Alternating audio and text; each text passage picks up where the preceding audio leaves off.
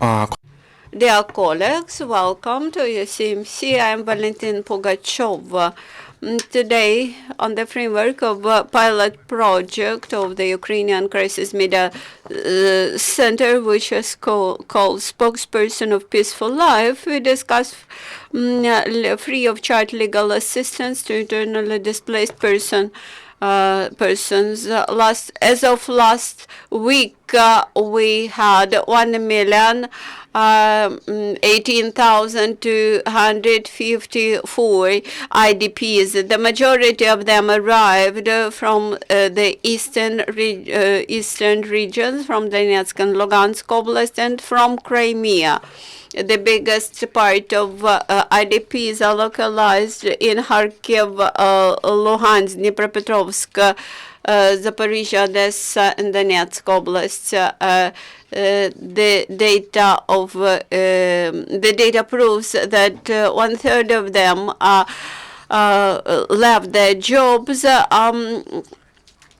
And 20% of them lost their, half of them lost their place of living. And today we have Denis Grechko, project manager at the Charity Foundation Goreniye via Skype, and Artem Tkachenko, director of Starobilsk Center for Free Secondary Legal Assistance, also via Skype. Denis, Artem, welcome. Please speak slowly because we have simultaneous translation and each of you have up to 8 minutes. Good afternoon. I'm Denis Grechko. I'm project manager at the Charity Foundation Goreniye. Our foundation specializes in delivery of primary and secondary legal assistance to IDPs and to those who participated in their ATO activities. From this year on, we launched the project on delivery of distance legal service. This is so-called distance consultancy center. We equipped this center with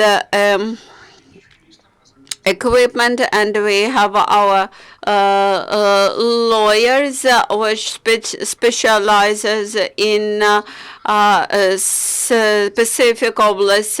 Currently, we work in Zaporizhia, Donetsk, Dnipropetrovsk, and Kharkiv Oblast. Currently, we work on establishing the access points to our consultancy center. That is, there will be some specific stations, some specific points where IDPs could come and get access to our distance consultancy center. Currently, we have started our work. Unfortunately, we cannot hear Denis.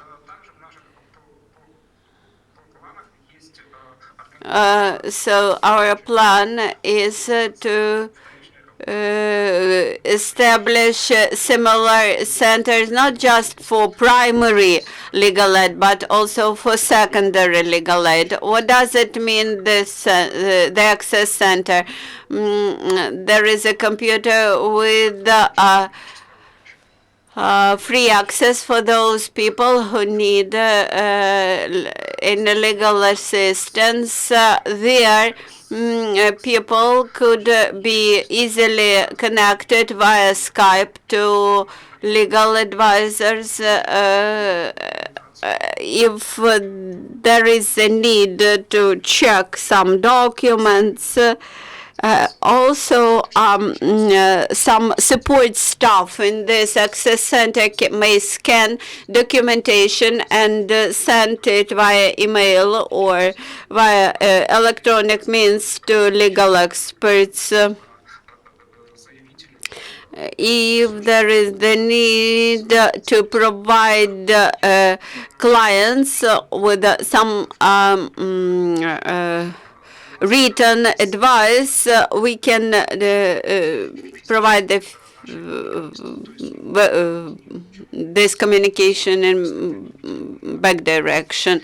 When there is a secondary legal advice needed, then we may delegate this function to our experts who stay in the same locations where our access points are located. Also, we have now the plan to establish a hotline,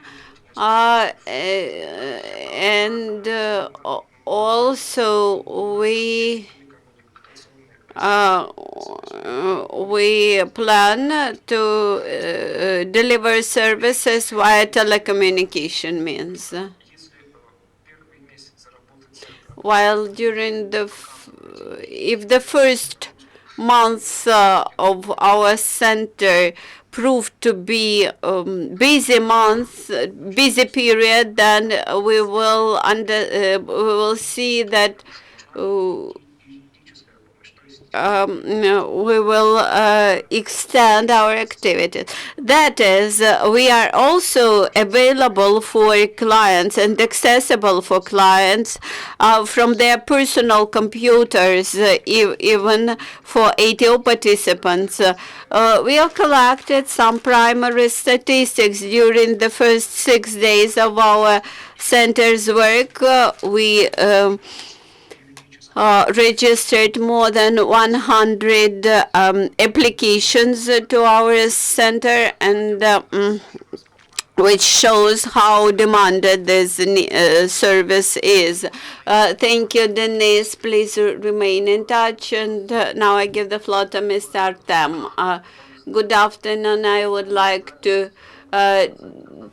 report about activities of local free local centers of legal assistance. From July 4th to around 100 such centers of free legal assistance were opened in different regions of Ukraine. The main objective was to simplify access to legal aid to the most vulnerable groups and needy people in Ukraine. Thus, they have to provide protection, to provide legal defense in courts to the vulnerable groups, and to compile the procedural documents for court proceedings. Our duty is to provide legal assistance and represent claimants and defendants in civil and procedural courts who are liable to this service, to those whose monthly income is per household is lower than the living wage. Also, those disabled people who survive on pension and whose pension in total again is lower than a living wage. Also, we have to provide assistance to the ATO participants, also children or orphans, children without parental care, to IDPs, and to those persons who are legally disabled. and to those persons who are subject to psychiatric treatment on mandatory basis. If any person believes that he or she belongs to one of these categories, they may appeal to our centers. In Starobilsk, we are located on Trudova Street, building number 12. We work from 9 a.m. to 5 p.m. without lunch break. Our scope covers Біловодський, Кураківський, Новоайдарський, Новопсковський, Сватів, Станично, Луганський, Starobilski, and Троїцький districts of the Lugansk Oblast. Any person who needs legal representation in court and does not have sufficient financial means has to prove its alliance to one of those categories which are liable for free legal aid. And in this case, we provide legal assistance free of charge, and the lawyer's fee is paid by the state. Probably not all the citizens need secondary legal aid. The majority of people need primary legal aid. They need more consultancy and explanation. Unfortunately, as of now, our center cannot organize such primary legal services and provide consultancy. As of now, the function on explanation and consultancy is carried out by the local administration and its civil servants. But nevertheless, by June, we plan to establish a special position in those districts which I mentioned today, and they will provide consultancy and deliver this primary legal aid in place. As for appeals coming from from citizens, and during 2015, some 105 people applied to the center, and 64 of that applications were satisfied, and we provided them with lawyers. The rest of people needed primary legal aid, and we directed them to those NGOs delivering primary legal aid, which with whom we have signed memoranda of understanding. Unfortunately, we do not have such a memoranda of understanding signed with Goreniye. The biggest part of questions are asked about social protection, social payments about the rights of disabled people, etc. I would like to remind that from January 1st, 2013, we have regional center on provision of primary legal assistance in Luhansk Oblast. They provide legal support of a lawyer to those people who are detained based on the administrative offense, and to those who are detained based on the alleged criminal offense. Thank you. My first question is to Denise about your virtual legal center for IDPs and ATO participants. Could you please mention the exact date when you launched your services of your center? What are your working hours and what are contact details? You can find all contact information on our website, goreniye.org.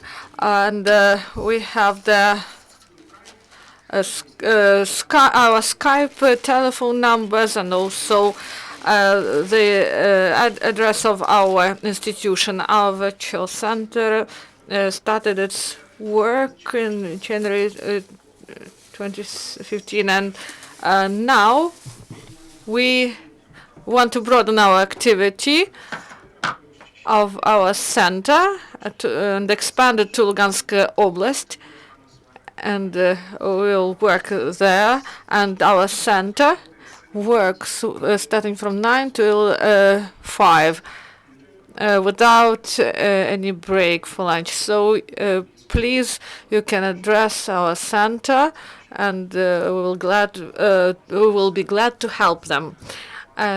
Next question to Artem. You said about the regions in the oblast that are covered by activity of your center. Do you have plans to expand your activity in other regions of Lugansk Oblast? And the second comment, you said that till the 1st of June, there will be 10 bureaus of first primary legal assistance. And what will be the number of legal advisors in these centers? And can you specify and give us more information on this? As of the broadening of the activity to other regions of Lugansk Oblast, you know that there's a Severodonetsk center that provides primary legal assistance, and also it provides legal assistance in Severodonetsk, Lysychansk, Lubizhne, Popasnansky region, Kremenné, Kirsky region. 2 centers for the whole oblast, and we try to cover all this, but we have some difficulties. And as to the second question, creation of the bureau is one of the priorities of the plan of the Ministry of Justice, and the regional divisions of this organization provide primary legal help. They created these bureaus, and the number of employees, it will depend on the region and the workload. And now we address to organizations to provide us with information on primary legal help, and we analyze information, and then we will complete our plans, and some contests will be held in May.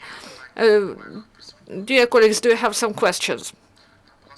Please introduce yourself. And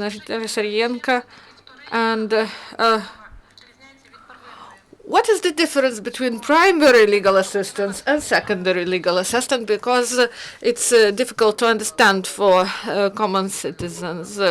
First is the consultative activity, maybe some explanations of legal acts, and secondary legal assistance. These are some activity by lawyers, that representation in courts. So actions that can't be completed by a person himself. Maybe some comments by Denis?